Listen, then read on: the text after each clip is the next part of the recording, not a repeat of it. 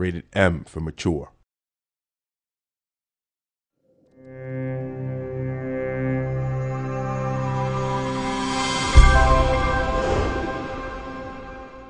I'm Craig Morrison and I'm the game director and producer on Age of Conan. What you're going to see today is a quick tour of the new gameplay area that's opening up in Update 105, and that is Tarantia Commons. Tarantia Commons is kind of the urban underbelly of King Conan's capital city of Tarantia. It's where the common person lives.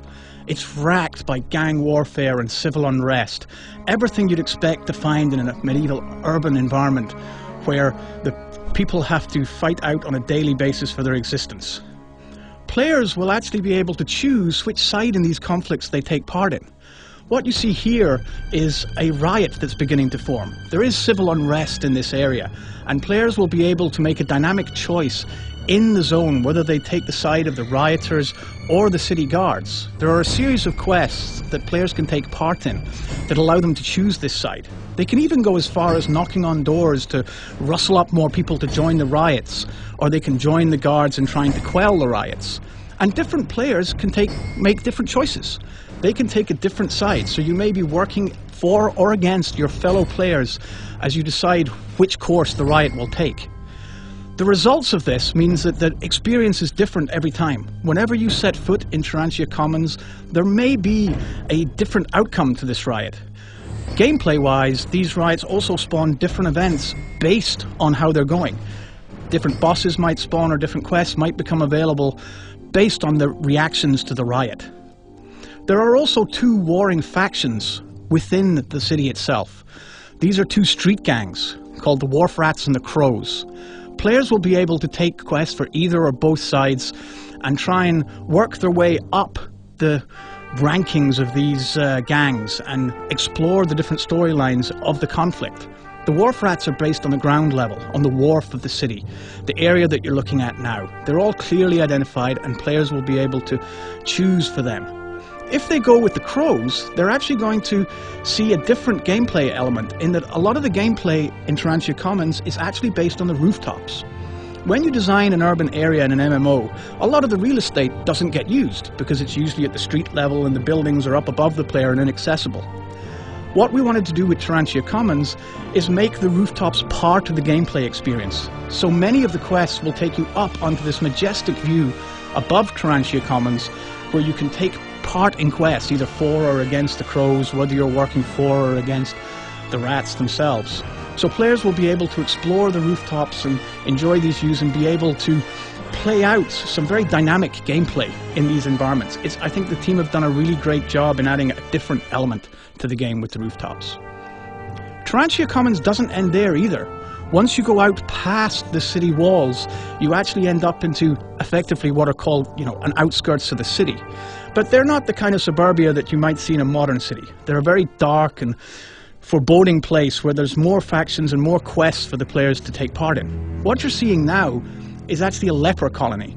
Here a plague has inflicted the people, and it's very different gameplay here. There are plague markings on the door, and the people are all obviously affected by some kind of malaise. And what you can see is that the NPCs react to the player's presence. They will try and come towards the player in an almost zombie-like fashion. And the player can actually pick up this disease if they're not careful, and may have to do quests to try and clear themselves from the disease.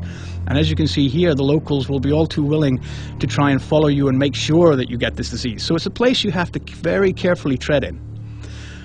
Tarantia Commons expands far beyond that as well, and next we move towards the other end of the playfield, where you have a large graveyard. And again, there's a storyline here about an evil that is growing in the city, and a character that the players will have to interact with or combat, and move through a series of quests in the graveyard in another, quite a spooky environment. So it's very different from the urban landscape inside the city walls, all within the same playfield.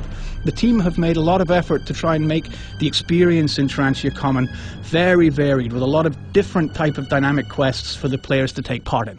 Finally for today, a bit of a spoiler warning first. We wanted to show you one of the dynamic elements in the gameplay of a boss encounter that appears later in the Tarantia Commons experience. This is the Crow's Nest, and you're fighting a boss called Jovis in a single team level 80 instance. Now, Jobus is an assassin, and here you can see him taking the fight to the players, and he's fighting much like a normal NPC would. But Jobus has a trick or two up his sleeve, and this is an example of how the gameplay designers have tried to use the tools that we have in an imaginative way to make the players remember this encounter. He's going to show you a special trick in a minute that will challenge players in how they react to it. He runs to the fire and uses a strange dust in the fire that makes these gas clouds appear and envelop the room. Now, what the players must do is grab fireside fans and try and waft the smoke out of the area so that they can continue. You see there, someone actually failed to do it so well and got killed by the poison. So other members of the team have to quickly react, grab the fireside fans and try and get rid of the gas. It keeps the players on their toes and makes the encounter a little bit more memorable than just dealing with the boss. Using the environment like this, we're able to make the gameplay experience that little bit more exciting and varied. So players have to come up with the right tactics of how they're going to get rid of this gas and still handle the boss at the same time. I think the players will have a lot of fun trying to figure this one out and see what the best tactics there are and how they handle this boss. So there you have some insight into what makes Tarantia Commons fun and exciting for the players. I hope you'll all get to experience it when you come and check out the new game update for Age of Conan. Thank you for watching.